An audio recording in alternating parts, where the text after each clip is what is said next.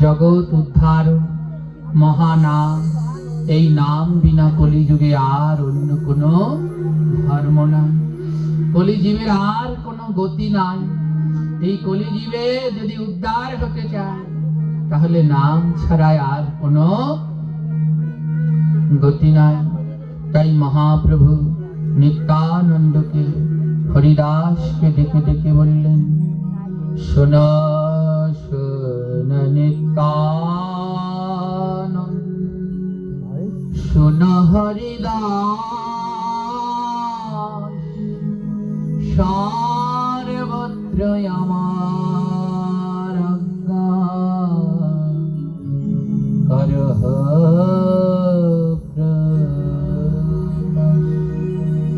প্রতি ঘরে ঘরে গিয়া করো এই ভিক্ষা, আরে বলো কৃষ্ণ ভজ কৃষ্ণ, কর কৃষ্ণ শিক্ষা। চারি যুগে চারি ধর্ম জীবের কারণ, কলিযুগের ধর্ম হয় নাম সংকীর্তন।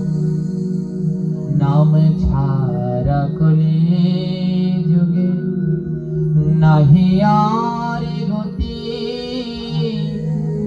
সর্বধর্ম নাম সার, নামে রাখো রুচি আর মতি। চার যুগ, চার জিনিস রয়েছে উদ্ধারের জন্য। চার যুগে চার বস্তুকে প্রদান করলেন উদ্ধার করবার জন্য। সত্য যুগে উদ্ধার হওয়ার জন্য তপস্যা করতে হতো, ত্রেতা যুগে উদ্ধার হওয়ার জন্য যজ্ঞ করতে হতো, দাপর যুগে উদ্ধার হওয়ার জন্য পূজা অর্চনা করা হতো, আর কলি যুগে উদ্ধারের মুক্তির উপায় হলো মধুর নাম। আর এই ভুবন মঙ্গল নাম সঙ্গে করে নিয়ে আসলেন আমাদের কৃপা বাড়ি এই অধম জীবদের, অধগতিত জীবদের কৃপা করবার জন্য চৈতন্য মহাপ্রভু জগৎ জীবের অপার করুণা কৃপার জন্য সঙ্গে নিজে শুধু আসলেন না, সঙ্গে করে নামকেও নিয়ে আসলেন। তো সেই নাম মা, দুদিন নাম শুনলাম এমনটি নয়, নামকে হৃদয়ের মাঝে ধারণ করুন, নামে রুচি রাখুন। কলিযুগের ধর্ম কি? জীবে দয়া নামে রুচি, বৈষ্ণব সেবা,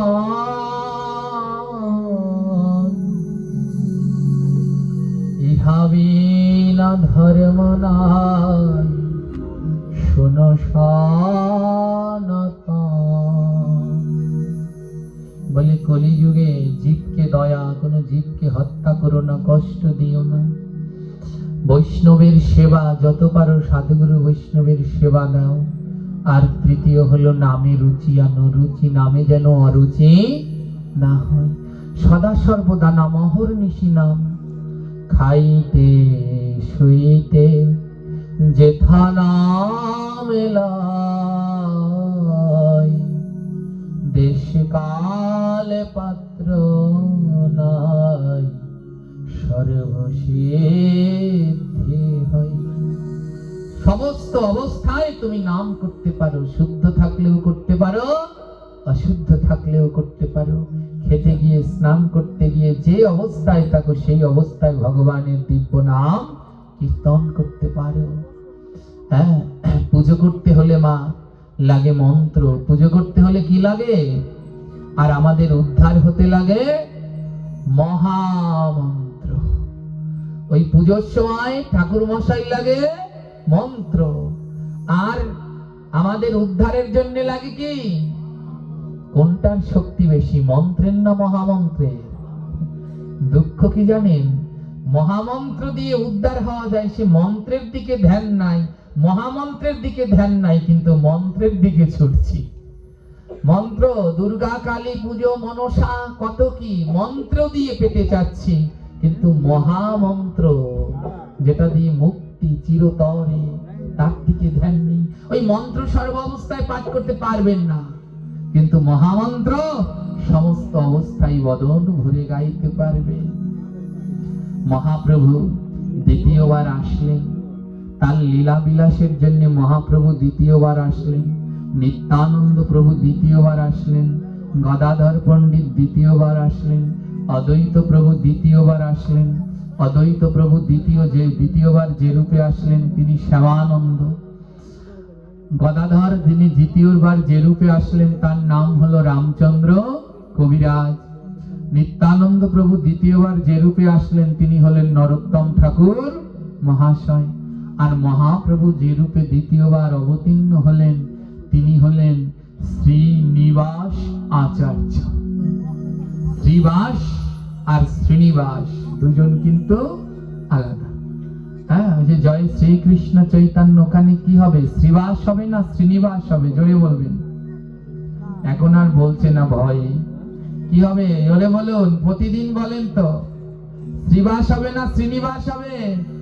আমি অনেকজনকে দেখেছি 100 জনের ভিতরে প্রায় 60 জন উচ্চারণে ভুল করে। ওখানে হবে শ্রীবাস। যিনি নারদের অবতার তিনি হলেন শ্রী।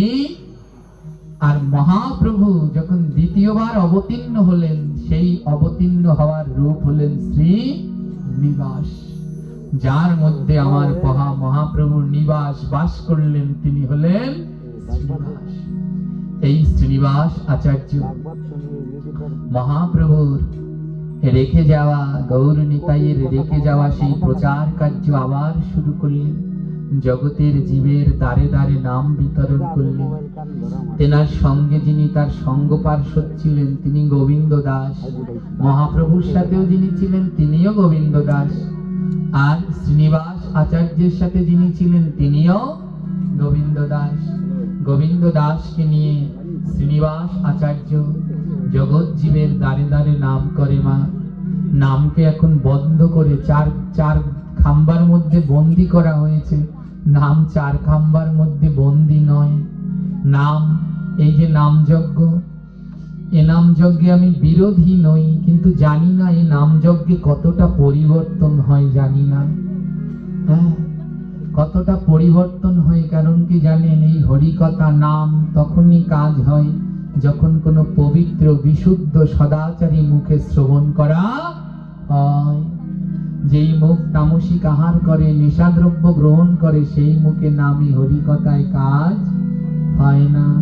তামসিক আহারকারী ব্যক্তির মুখে হরিকথা নাম শ্রবণ করার সর্বোচ্ছিষ্ট দুধ পান করা একই কথা। মহাপ্রভু এমন ভাবে নাম করতে বলেনি। মহাপ্রভু প্রত্যেক ঘরে ঘরে গিয়ে কীর্তন করতে বলেছেন। মহাপ্রভু নগরে নগরে কীর্তন করতেন। প্রত্যেক ঘরে ঘরে যেতে হবে নাম নিয়ে। এক জায়গায় নয়, সমস্ত জায়গায় এই নামকে পৌঁছে দাও। তাই আজও নাম যজ্ঞের শেষের দিন কি করা হয়? নগর কীর্তন করা হয়। তো নাম যজ্ঞের শেষের দিন নগরে নগরে গিয়ে মহাপ্রভুর নাম বিতরণ করা হয়। বলে এতক্ষণ ছিল এই 4 খুঁটির মধ্যে, বলে এখন আর 4 খুঁটির মধ্যে নয়, এবার যেতে হবে নগরে সবার দাঁড়ে দাঁড়ে। এই 4টা খুঁটি কেন মা? সত্য, ত্রেতা, দাপর, কলি। এই নাম এই 4 যুগের মধ্যে ছিল, কিন্তু মহাপ্রভু এনে নগরে নগরে বিলিয়ে দিল। তাই নাম যজ্ঞের 4টা খুঁটি, এর মধ্যে বসে এই নাম হচ্ছে। যখন মহাপ্রভু ওই দধির পাশরটা ভেঙে দিলেন, বলে এবার আর এখানে নয়, এবার এই 4 যুগ ছেড়ে বেরিয়ে ঘরে ঘরে যাও, প্রত্যেক দাঁড়ে দাঁড়ে গিয়ে নাম প্রচার করো। আজ শ্রীনিবাস আচার্য গোবিন্দ দাসকে ডেকে বলে, চল গোবিন্দ, আজ আর এখানে বদ্ধ হয়ে নয়, জীবের দ্বারে দ্বারে গিয়ে নাম করব। জীবের দ্বারে দ্বারে গিয়ে নাম করছে মা। যে নাম গাইছে না, কত পাপিষ্ঠ যারা মদন পেয়েও নাম গাইছে না, শ্রীনিবাস প্রভু আমার তাদের চরণ জড়িয়ে ধরছে। চরণ জড়িয়ে ধরে বলছে, একবার বল এমন জন্ম আর পাবি না, একবার বদনে মধুর কৃষ্ণ নাম বল, বল না পাপি, বল না, আর এমন জন্ম পাবি না, বল বদনে বল। হরে কৃষ্ণ হরে কৃষ্ণ কৃষ্ণ কৃষ্ণ হরে হরে, হরে রাম হরে রাম, রাম রাম হরে হরে। হরে কৃষ্ণ হরে কৃষ্ণ কৃষ্ণ কারো বদন বন্ধ নয়, সবাই বদন ভরে বলো। হরে হরে রাম হরে রাম, রাম রাম হরে হরে। হরে কৃষ্ণ হরে কৃষ্ণ কৃষ্ণ কৃষ্ণ হরে হরে রাম হরে রাম, রাম রাম হরে হরে। হরে কৃষ্ণ হরে কৃষ্ণ গৌর হরি গৌর হরি। কৃষ্ণ হরে হরে, হরে রাম হরে রাম, রাম রাম হরে হরে।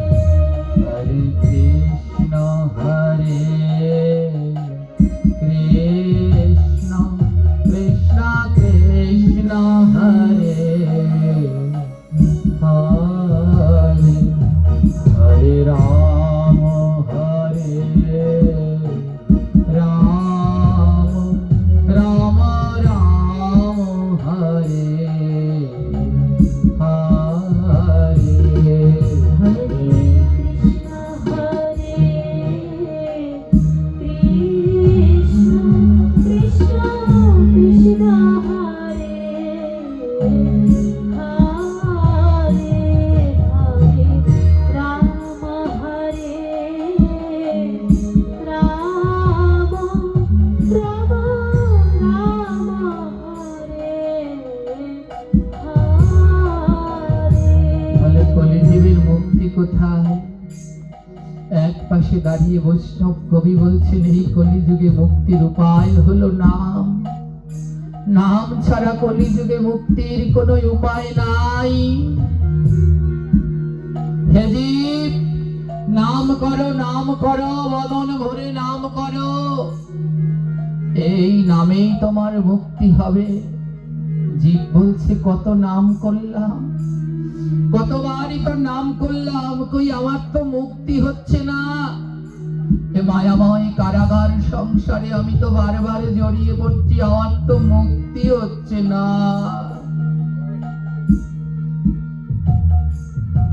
কি বললেন জানেন? বলে বৈষ্ণব কবি বললেন তোমার নাম বোধহয় ভগবান গ্রহণ করছে না। ওজি, তোমার নাম বোধহয় ভগবান গ্রহণ করছে না, কিন্তু বন্ধ করো না, তুমি নাম করা চালিয়ে যাও, একদিন না একদিন তোমার নাম প্রভু গ্রহণ করবে। জীব বলছে আমি কি করে বুঝবো আমার নাম প্রভু গ্রহণ করলো কি করলো না, কি করে বুঝবো? বৈষ্ণব বললেন কি করে বুঝবে জানো? যেদিন নাম করতে গিয়ে দেখবে দুটি নয়ন থেকে অঝোর ধারায় জল ঝরছে, সেদিন জেনে নেবে তোমার নাম আমার গোবিন্দ গ্রহণ করেছে।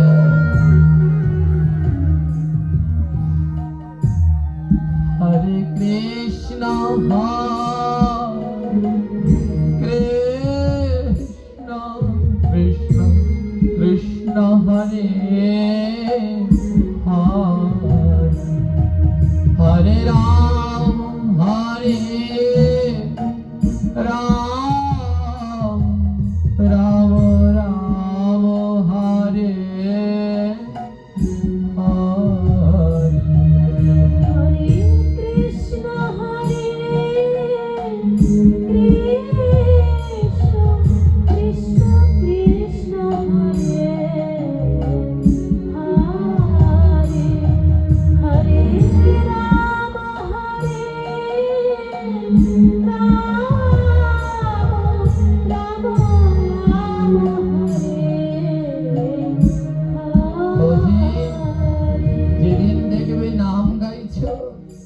বদনে নাম গাইছো আর দুনয়ন থেকে অশ্রু দ্বারা বর্ষিত হচ্ছে।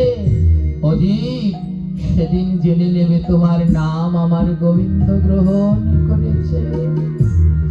আপনি প্রতিদিন গোবিন্দের ভোগ লাগাচ্ছেন, কি করে বুঝবেন আপনার ভোগ গোবিন্দ গ্রহণ করল?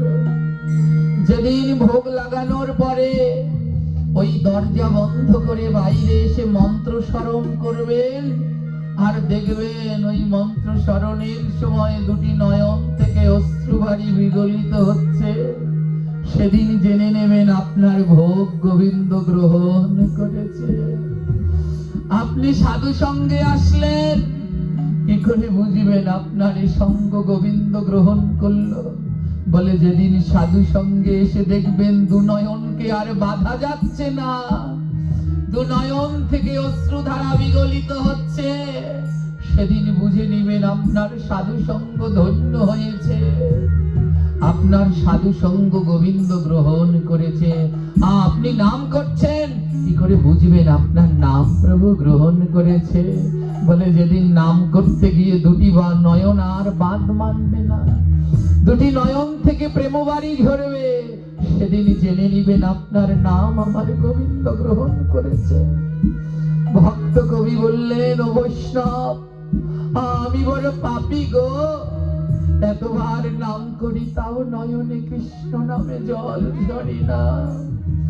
বৈষ্ণব কবি বললেন, শোনো ভক্ত, এ জগতে সবার নয়নে কৃষ্ণ নামে ধারা বয় না। এ জগতে কি করলে কৃষ্ণ নামে নয়নে ধারা বয়ে জানো? এ জগতে কি করলে, এ জগতে কাদের কৃষ্ণ নামে ধারা বয়ে জানো? শুনবে। ভক্ত বলল, বলো না, এ জগতে কি করলে নয়নে কৃষ্ণ নামে ধারা ঝরে? বৈষ্ণব কবি বললেন, যারা ভক্তের অঙ্গ পরশ করে,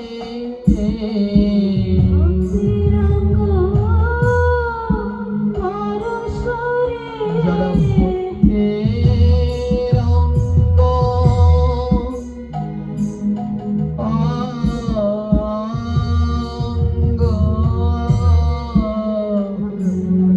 যারা ভক্তের অঙ্গ পরশ করে,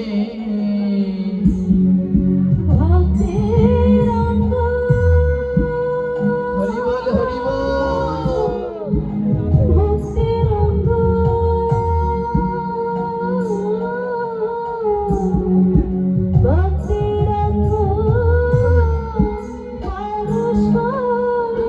তবে তাদের নয়নে জল ঝরে,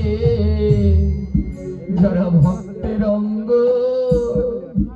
পরশ করে।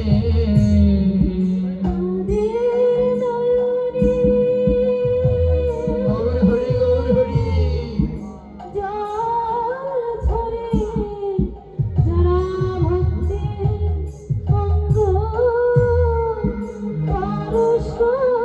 ওরে সবার নয়নে ঝরে না রে,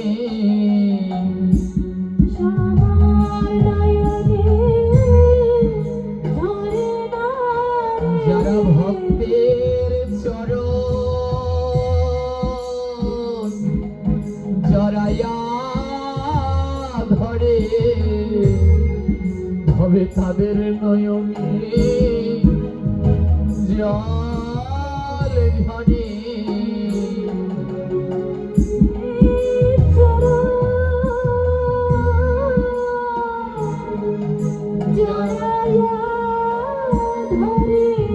রাধে রাধে।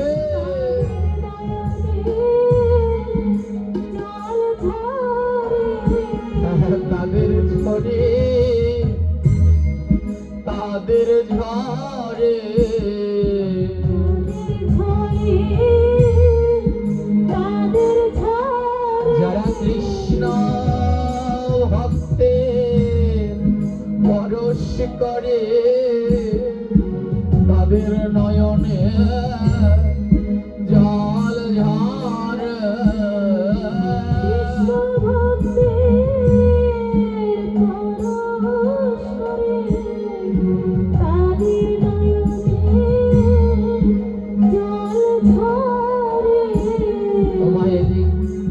জগতে নয়নের জল না হলে গোবিন্দ তার কাছে ধরা দেয় না। আমার গোবিন্দ বললেন আমি তার কাছে দেই গো ধরা।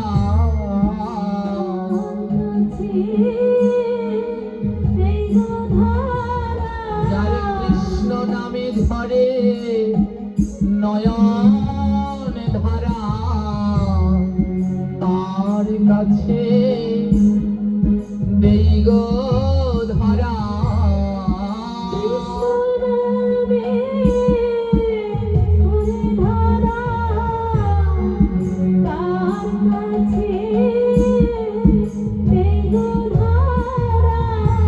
সে আকুল হয়ে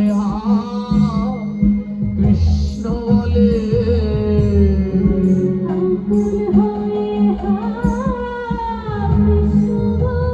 যে গড়াগড়ি দেয় ভক্তে চরণ তলে, মুখে আকুল হয়ে কৃষ্ণ বলে।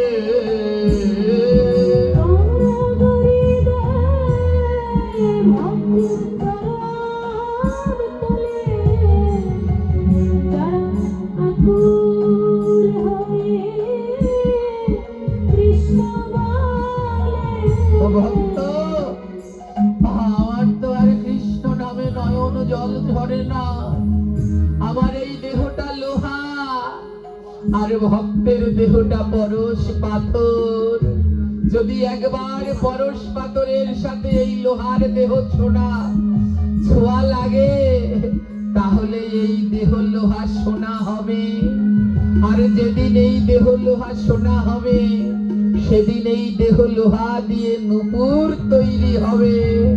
আর যেই নূপুর আমার গোবিন্দের চরণে দেয়া হবে, আমি রাধা রাধা বলবো সেদিন।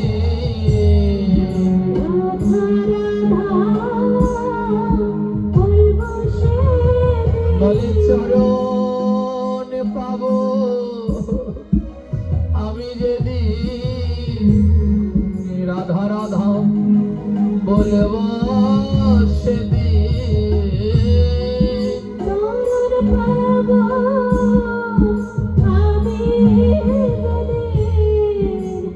রাধা রাধা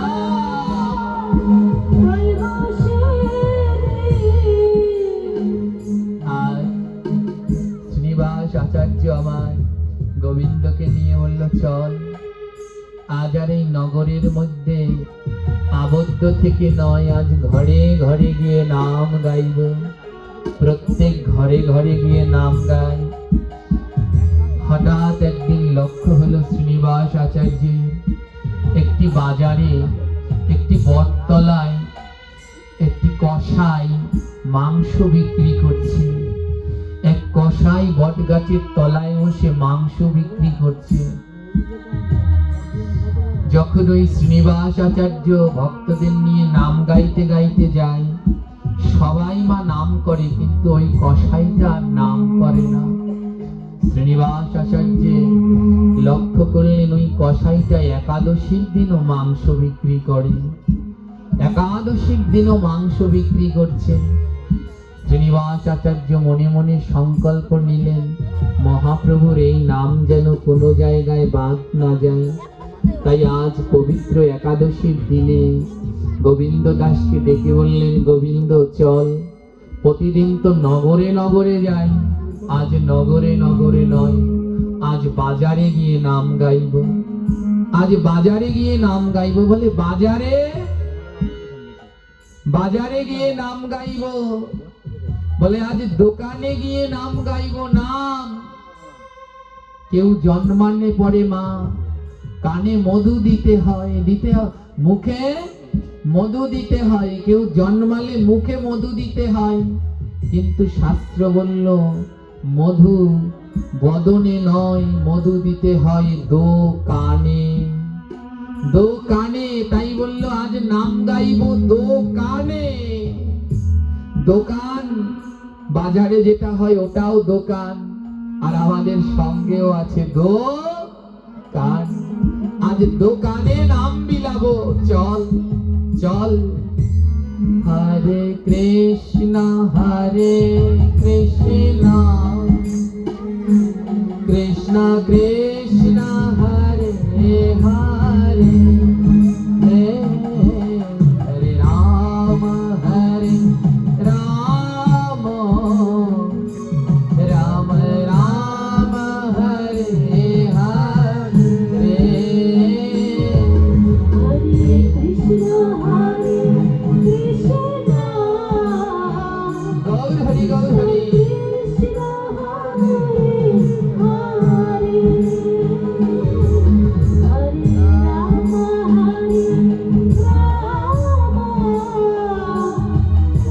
রাম রাম হরে হরে। যেখানে কসাই মাংস বিক্রি করছে, বাজারে সেই বট গাছের এক পাশে কসাই মাংস বিক্রি করছে, আরেক পাশে শ্রীনিবাস আচার্য খোল আর ঝুড়ি নিয়ে ওই কীর্তন করতে বসেছে। আমার মাংস বিক্রি হয় সকালবেলার দিকে, তো সকালবেলার দিকে। আর ওই মাংসের দোকানে সকালবেলায় মাংস কিনতে সব লাইন দিয়ে আসছে। ও কসাইটা আবার কি করে জানেন? কসাইটা আবার একটা একটা করে ওই ছাগলগুলোকে সবার সামনে বসে কেটে তারপরে বিক্রি করছে। আজ জগৎজীবকে একটি ছোট্ট গল্প শুনুন, ছোট্ট একটি গল্প। এমনি করে এক কসাই মাংস বিক্রি করছে, তো সব ছাগলগুলোকে লাইন দিয়ে দাঁড় করাচ্ছে। এবার একটা একটা করে ক্রেতা আসছে, আর ওই যে ক্রেতা যে ছাগলটা পছন্দ ওটাকে বলছে, আর ওটা মাংস কেটে কসাই দিচ্ছে। তো যখন ওই একটা ছাগল, অনেকগুলো ছাগল লাইন দিয়ে দাঁড় করানো, যখন একটা ছাগলকে কাটছে, অন্য ছাগলগুলো ওই ছাগলটার কাটা দৃশ্য দেখে ভয়ে থরথর করে কাঁপছে, আর সবাই চিল্লাপাল্লা করছে, আরে ওর পরে তো আমার পালা। ওই যে লাইন দিয়ে দাঁড় করানো, তো একটা ছাগলের মরা দেখে আরগুলো কান্না করছে, এমন ভাবে তো আমায় একটুবার কাটবে, কি কষ্ট না, গলায় এমন ছুরি দিয়ে খুঁচিয়ে কাটছে। তো সব ছাগলগুলো অমন ওই একটা ছাগলের মৃত্যু দেখে বাকি ছাগলগুলো কাটছে। একটা ছাগল ওর মধ্যে হাসছে। একদিকে ছাগল লাইন দিয়ে দাঁড়িয়েছে, আরেকদিকে যারা ছাগলের মাংস কিনবে সেই ছাগলও লাইন দিয়ে দাঁড়িয়েছে। দুই পাশে লাইন, এপাশে ওই ছাগল লাইন দিয়ে দাঁড়িয়েছে, আর এপাশে এই ছাগল লাইন দিয়ে। ওর মধ্যে একটা জ্ঞানী ছিল। এবার ওই একটা মানুষ ছিল, জ্ঞানী মানুষ। সেই মানুষটা দেখছে সব ছাগল কাঁদছে, কিন্তু একটা ছাগল শুধু হাসছে। এবার জ্ঞানী মানুষটা বলে, এই ছাগল সবগুলো কাঁদছে আর তুই হাসছিস কেন? তোর মরার ভয় নেই? সবগুলো কান্না করছে, তোর মরার ভয় নেই? একটু পরে তোকেও এমন করে কাটবে, তুই হাসছিস কেন? যে ছাগলটা হাসছে সেই ছাগলটা বলছে, শোনো, মরতে তো হবে, আমি হাসছি তোমাদের কথা চিন্তা করে, আমি হাসছি তোমাদের কথা চিন্তা করে। ওই ছাগলগুলো কাঁদছে ওদের কথা চিন্তা করে, কিন্তু আমি হাসছি তোমাদের কথা চিন্তা করে। জ্ঞানী মানুষ বলে, আমাদের কথা তুই কি চিন্তা করবি? তুই একটা ছাগল, তুই আমাদের মতো মানুষের কথা কি চিন্তা করবি? ছাগলটা বলছে, জানো মানুষ, আমরা সারা জীবন ঘাস পাতা লতা পাতা খাই, কারো কোনো ক্ষতি করি না। কলার খোসা, সবজির খোসা কুড়িয়ে খাই, ঘাস পাতা খাই, এই কারো জীবনে কোনো ক্ষতি করি না, কোনো কাউকে হত্যা করি না। তারপরে যদি আমাদের মৃত্যুটা এত যন্ত্রণা হয়, আর তোমরা মানুষরা এত জীব হত্যা করে খাচ্ছ, তোমাদের মৃত্যু না জানি কত যন্ত্রণার হবে। সেই কথা চিন্তা করে আমার বড় হাসি পাচ্ছে। চিন্তা করুন মা, ওরা নিরীহ, ওদের যদি এই শাস্তি পেতে হয়, তাহলে আমরা এত প্রাণী হত্যা করছি, আমাদের জন্য কোন শাস্তি অপেক্ষা করছে? সকালবেলা তো সব মাংস কিনতে রওনা দিয়েছে। শ্রীনিবাস আচার্য ভোরের কীর্তন গাইলেন। ভোরবেলায় গায় না ওই জীব জাগো, আজ সেই ভোরের সুরে গাইতে লাগলেন। জীব জাগো জীব জাগো গোরা চাঁদ বলে জীব জাগো জীব জাগো গোরা জাগো বলে জীব জাগো জীব জাগো গোরা চাঁদ বলে জীব জাগো জীব জাগো গোরা জাগো বলে আরে কত নিদ্রা যাও মায়া পিচাসির কোলে কত নিদ্রা যাও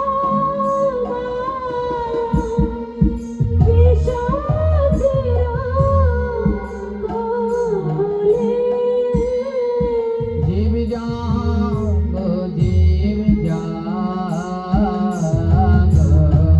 গোরা চাঁদ বলে জীব জাগো জীব জাগো গোরা জাগো বলে আমার এখন বাজে রাত্র 10টা। কটা বেজে গেছে? এই কীর্তনটা গায় কোন সময়? সকাল বেলায় না? হ্যাঁ, অনেকে মনে মনে বলছে এ কোন সেরাতদের পাঠক আনছে। 10টার সময় ভোর কীর্তন গাওয়া শুরু করে দিয়েছে। দেখুন গানের লাইনটা কি জানেন? জীব জাগো বলে গোরা চাঁদ বলে। মহাপ্রভু আর জীবকে জাগতে বলছে। একটি সত্যি কথা বলুন তো, আমরা জেগে আছি না ঘুমিয়ে আছি? এটা শুধু সকালের কীর্তন নয় মা, এটা এই ঘুমন্ত জীবকে জাগানোর জন্য সর্বসময়ের কীর্তন। আমার প্রভু কি বলছে জানেন? ভজিব বলিয়া এসে সংসার ভিতরে ভজি জীব বলিয়া এসে সংসার ভিতরে আর ভুলে আর হিলে মায়া অবিকার ভরে ভুলে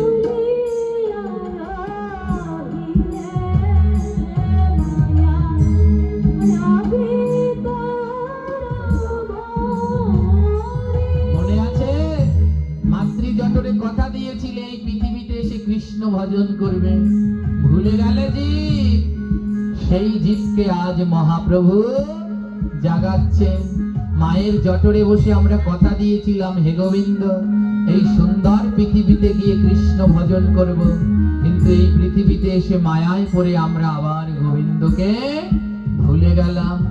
তাই প্রভু বললেন, তোমারে লইতে আমি হইনু অবতার।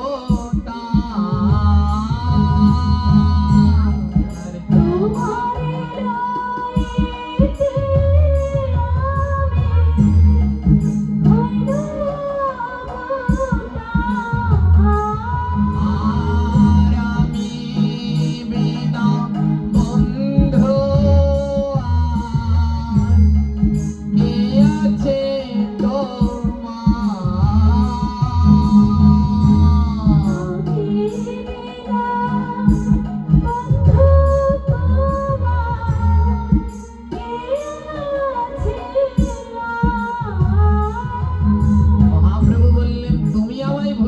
কি হবে, আমি তোমায় ভুলিনি। তাই তোমার লইতে আমি হইনই অবতার, আমি বিনা বন্ধু আর কে আছে তোমার। জীব বলছে, হে ভগবান, আমি তো এই মায়াময় পৃথিবীতে এসে তোমায় ভুলে গেলাম। মায়া নামক ঔষধ হয়েছে আমার, আমার একটা অসুখ হয়েছে, অসুখটার নাম হলো মায়া। এই মায়া অসুখ থেকে মুক্তি পাওয়ার জন্য তুমি কি আমার জন্য কিছু এনেছো? প্রভু কি বলছে জানেন? এনেছি ঔষধি মায়া নাশিবার লাগি।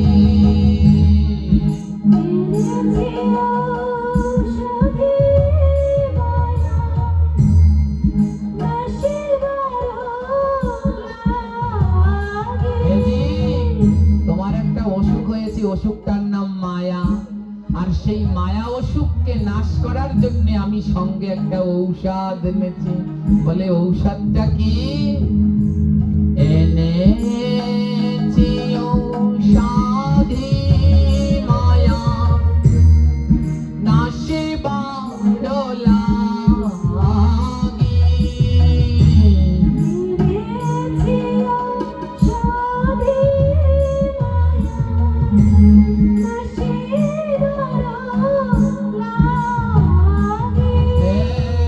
হরে কৃষ্ণ মহামন্ত্র লাও তুমি মাগি।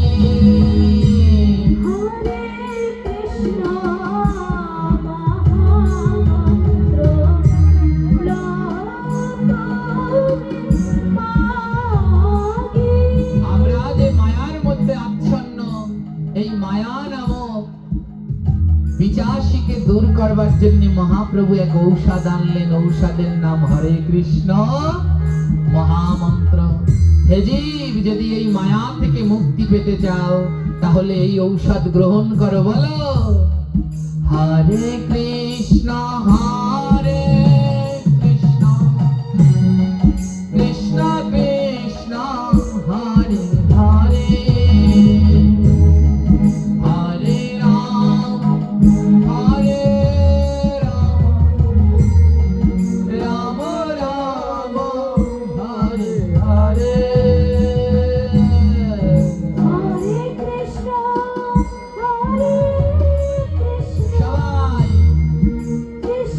সবাই তালে তালে করতালি দিয়ে হরে কৃষ্ণ হরে কৃষ্ণ কৃষ্ণ কৃষ্ণ হরে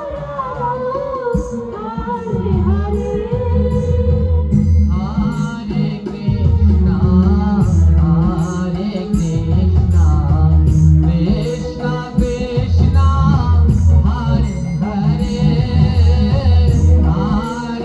রাম হরে রাম রাম রাম হরে হরে হরে কৃষ্ণ রাধে রাধে। কারো বদন বন্ধ নয়।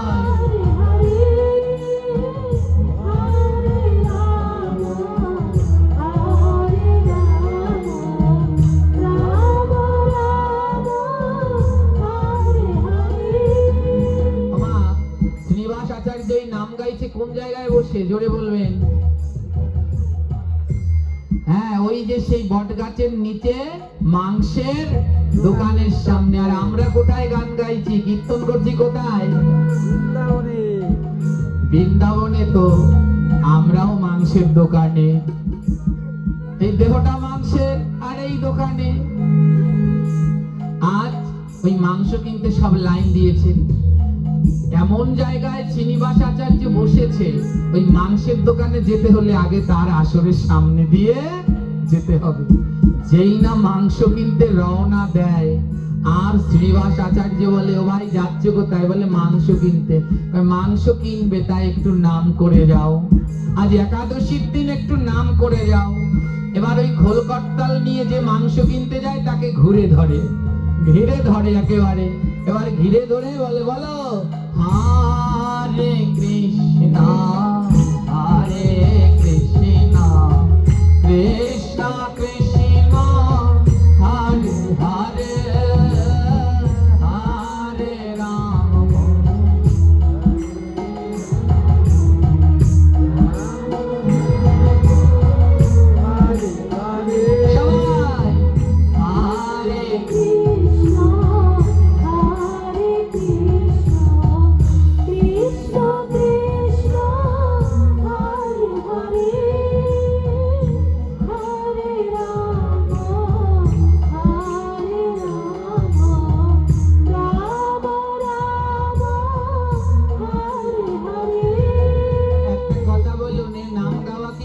জোরে বলুন, পাপ কি?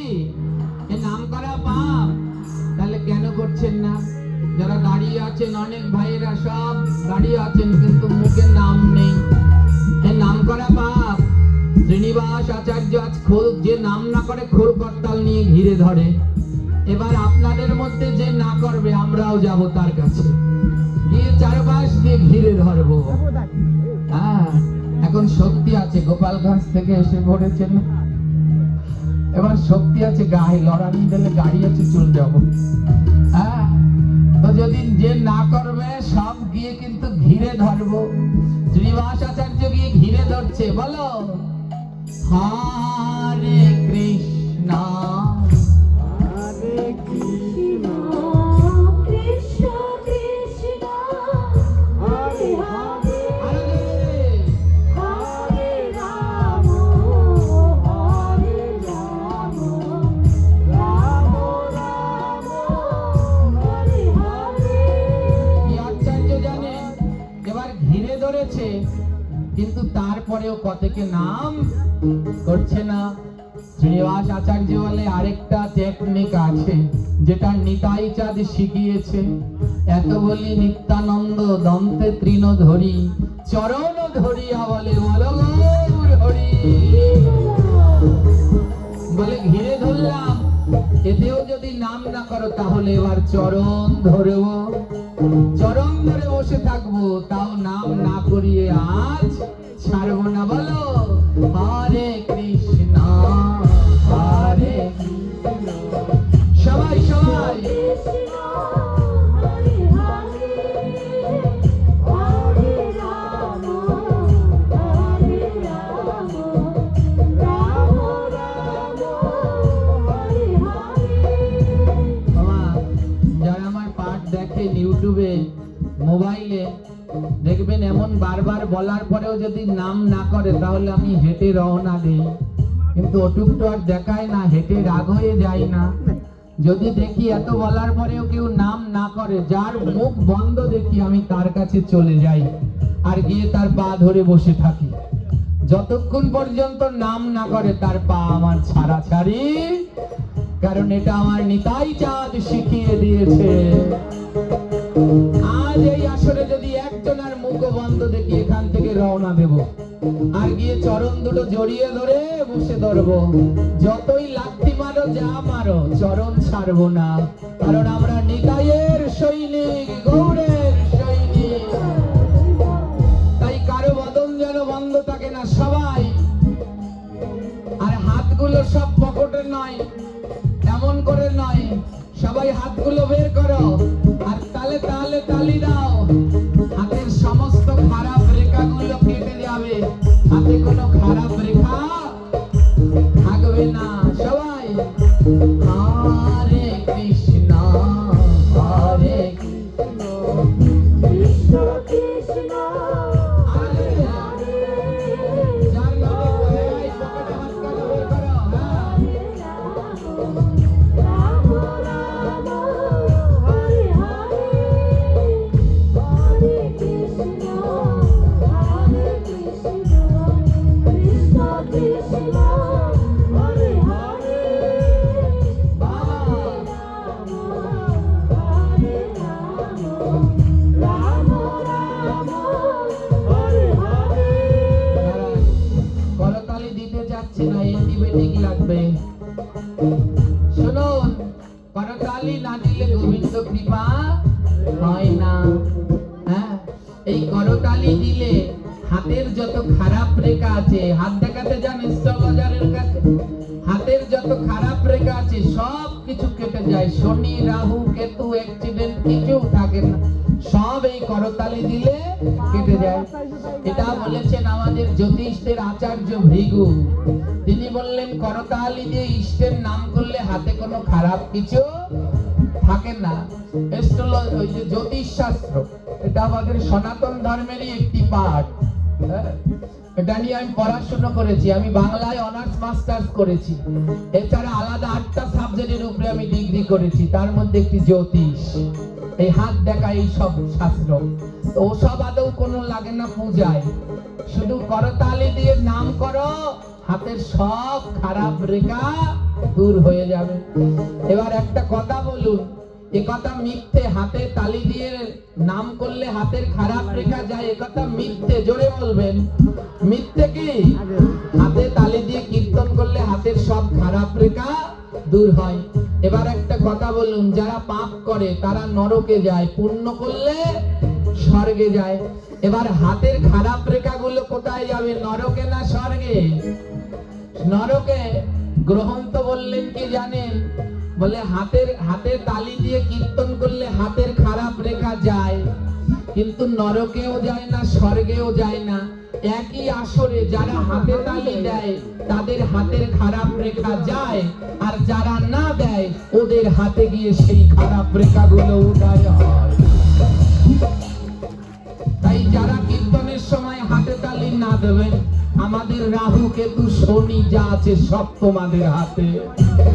তাই সবাই করে তালে হরে কৃষ্ণ হরে কৃষ্ণ কৃষ্ণ কৃষ্ণ হরে হরে হরে রাম হরে রাম রাম রাম হরে হরে হরে কৃষ্ণ হরে কৃষ্ণ কৃষ্ণ কৃষ্ণ হরে হরে হরে রাম হরে রাম রাম রাম হরে হরে।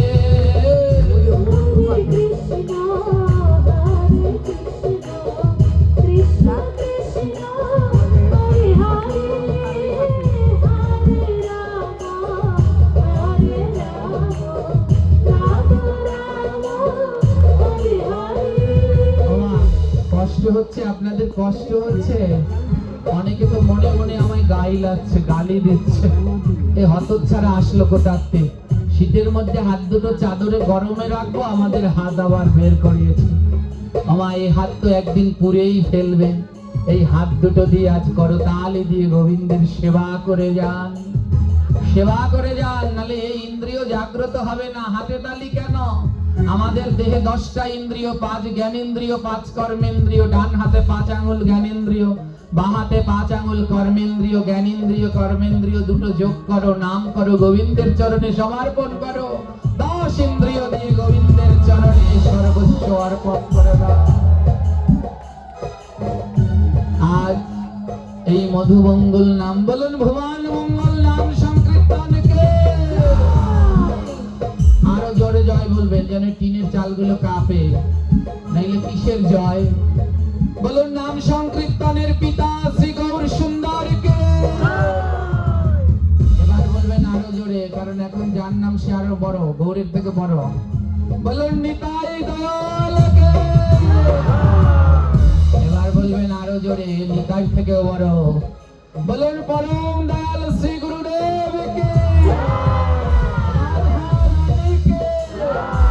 শ্যাম সুন্দরকে। খারাপ লাগছে কি? খারাপ লাগছে?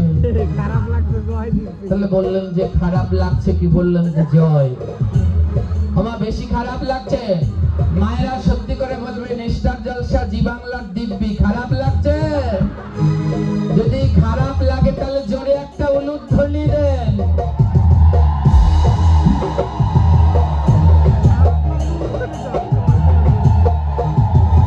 দেখো কেমন লাগে। আমি বলছি যদি খারাপ লাগে তাহলে উলুধ্বনি দিন। আমি বলছি যদি খারাপ লাগে তাহলে উলুধ্বনি দিন। এত খারাপ মা আমি? ভালোই করেছেন, গোবিন্দের নামে এমন আনন্দে থাকতে হয়। আর যারা মাংস কিনতে আসলো ওরা সব আনন্দে আত্মহারা। এবার আর কেউ মাংস কিনছে না। শ্রীনিবাস আচার্য বলে আজ একাদশী, আজ মাংস নয়, আজ ব্রত পালন করতে হয়। হ্যাঁ, ওরা থলি এনেছিল, মাংস নিয়ে যাবে, বাজারে থলি নিয়ে যায় না। ওরা মাংস কিনবে বলে থলি এনেছে, টাকা নিয়ে এসেছে। শ্রীনিবাস আচার্য বলে ভাই, আজ যেই টাকাটা দিয়ে থলি ভরে মাংস নিয়ে যেতে, আজ আর ও টাকাটা দিয়ে মাংস নয়, যাও ওই বাজারের পূর্ব দিকে একটি জপমালা থলির দোকান আছে।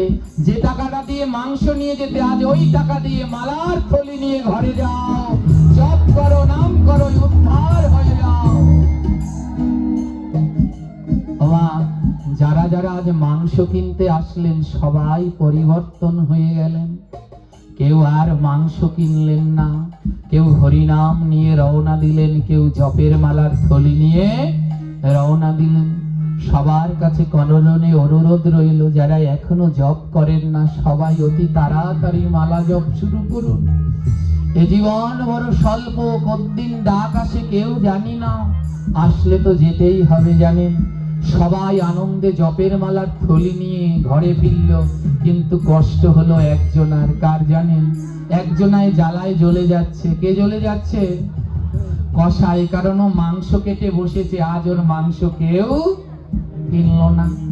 এবার শ্রীনিবাস আচার্য গোবিন্দকে বলল, গোবিন্দ, আমি সবাইকে দিয়ে নাম করালাম, এবার তোমার একজনার দায়িত্ব, তুমি যাও কসাইয়ের কাছে। গোবিন্দ বলল, ভালোই করেছো, আমায় পাঠালে ওনার কাছে। তা তোমার যখন আজ্ঞা, হে প্রভু, তুমি আমার মাথায় হাত দিয়ে আশীর্বাদ করো, আমি যেন ওকে নাম করাতে পারি। সবাই নাম গাইলো, কিন্তু ওই কসাই গাইলো না। ও জয়নিতাই মা, এখানেও না ওই কসাইয়ের থেকেও দুই একটা কসাই এখানে আছে জানেন। হ্যাঁ, এই জায়গাটা এমন একটা জায়গা, এর পিছনে বসলে কিছু দেখা যায় না, কিন্তু আপনারা কে কি করছেন সব দেখছি। এখানেও এমন দুই একটা আছে, এত বলার পরেও দুই একজনে বদন খুললো। এবার শ্রীনিবাস আচার্য বললেন, যাও গোবিন্দ, এবার তোমার পালা, যাও ওই কসাইকে গিয়ে নাম করাও। এবার শ্রীনিবাস আচার্য ফিরে গেলেন। এবার গোবিন্দ দাস আমার ওই কসাইয়ের দোকানের সামনে গিয়ে বললেন, বলো হরে কৃষ্ণ। আমার যারা ভক্ত তারা দোকানের সামনে গিয়ে অন্য কিছু বলে কি? জোরে বলেন, বলে? তারা ওই হরে কৃষ্ণ, রাধে রাধে এটা বলে তো। শ্রীনিবাস আচার্য দোকানের সামনে গিয়েই প্রথমে বলছে হরে কৃষ্ণ, কিন্তু দোকানদার কোনো কথা বলছে না, রাগে জ্বলে যাচ্ছে। হ্যাঁ, জ্বলে যাচ্ছে। এবার গোবিন্দ দাস বলছে, ও দোকানদার, কেউ যদি এসে বলে হরে কৃষ্ণ, তাকেও বলতে হয় আবার হরে কৃষ্ণ। ও দোকানদার, একবার বলো হরে কৃষ্ণ, তোমার কাছে আমি কিছু চাই না, শুধু একবার বলো হরে কৃষ্ণ, আমি চলে যাব। এবার ওই গোবিন্দ দাস বলছে, বলো হরে কৃষ্ণ। দোকানদার বলছে, বলবো না। হ্যাঁ, আবার বলছে, বলো হরে কৃষ্ণ। দোকানদার বলছে, বলবো না। আর গোবিন্দ দাস আবার বলছে, বলো হরে কৃষ্ণ। দোকানদার বলছে, আমি বললাম না হরে কৃষ্ণ বলবো না। গোবিন্দ দাস বলে, বলেই ফেলেছ,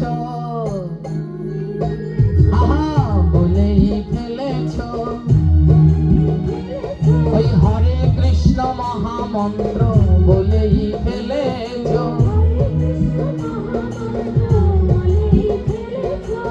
ও দোকানদার, তুমি অজান্তে হরে কৃষ্ণ বলে ফেলেছ। দোকানদার বললেন, কই কই, আমি হরে কৃষ্ণ বললাম কই? বলে, দুইবার বলেছ, এক নয় দুইবার বলেছ। ও দোকানদার, যখন দুইবার বলেছ তাহলে কোনো কিছু দুবার বলা উচিত না, তিনবার বলা ভালো। বলো না দোকানদার, আরেকবার হরে কৃষ্ণ। দোকানদার বলে, কি রে চালাক বৈষ্ণব, আমার হরে কৃষ্ণ বলিয়ে ফেলেছে, তবে আজ তুইও জানিস না বৈষ্ণব আমিও কি চালাক। দোকানদার বলছে, ও বৈষ্ণব, তোমাদের মুখে শুনেছি কোনো বৈষ্ণব আসলে তাকে মালা পরাতে হয়, চন্দন পরাতে হয়। তুমি একটু আমার দোকানে আসো, তোমার গলায় একটু মালা চন্দন পরাবো, একটু মিষ্টি মুখ করাবো। ওমা, দোকানদার জানে না, ওই বৈষ্ণব জানে না যে তার ভিতরে, ওই দোকানদারের মনের ভিতরে কি শয়তানি রয়েছে। আজ গোবিন্দ দাস ওই দোকানে আসলেন। গোবিন্দ দাস দুটি নয়নে, গোবিন্দ দাস তো ভক্ত, তিনি মনে করলেন দোকানদার পরিবর্তন হয়ে গেছে, যে আমায় দোকানে এনে বসিয়ে মালা চন্দন দেবে।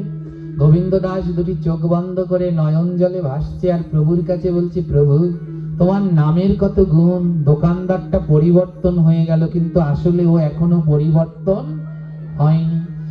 বলে, গোবিন্দ দাস তুমি এখানে বসো, আমি মালা চন্দন নিয়ে আসি। কি করলেন জানেন? দুষ্টু কসাই ওই যে মাংসগুলো কাটলেন, সেই মাংসের নাড়ি ভুড়ি আর রক্ত নিয়ে আসলেন। এবার মাংসের নাড়ি ভুড়ি এনে গোবিন্দ দাসের গলায় জড়িয়ে দিলেন। নে বৈষ্ণব মালা পরার শখ না, এই নে তোর মালা। আর চন্দন পরার শখ না, রক্তগুলো গায়ে ঢেলে দিলেন, এই নে চন্দন। এবার দাঁড়া, মিষ্টি মুখ করাবো। যেই মাংস আমি বিক্রি করতে পারিনি, এবার তোকে সেই মাংস খাওয়াবো। যখন এটা গোবিন্দ দাস শুনলেন মাংস খাওয়াবে, গোবিন্দ দাস বললেন, তাহলে তো আমার ধর্ম থাকবে না। গোবিন্দ দাস তখন দৌড়ে পালাচ্ছে আর মুখে বলছে, হরে কৃষ্ণ কৃষ্ণ কৃষ্ণ কৃষ্ণ হরে হরে, হরে রাম রাম হরে রাম রাম হরে হরে। মহামন্ত্র জপ করছে আর গোবিন্দ দাস দৌড়াচ্ছে, আর পিছন পিছন সেই কসাই দৌড়াচ্ছে, আর মাংসের টুকরো করে ছুঁড়ে মারছে। আরে দাঁড়া দাঁড়া, মিষ্টি খেয়ে যা। গলায় সেই নাড়ি ভুড়ি আর গায়ে সেই রক্ত, দৌড়ে দৌড়ে যাচ্ছে। ওমা, যারা এই প্রচার পথে নেমেছেন বড় কঠিন, সহ্য করতে করতে আর পারছি না, এক পিঠে গিয়ে ঠেকে যাই জানি। সারাটা রাস্তা কত কথা শুনতে হয়, এ বলে শেষ করার মতো নয়।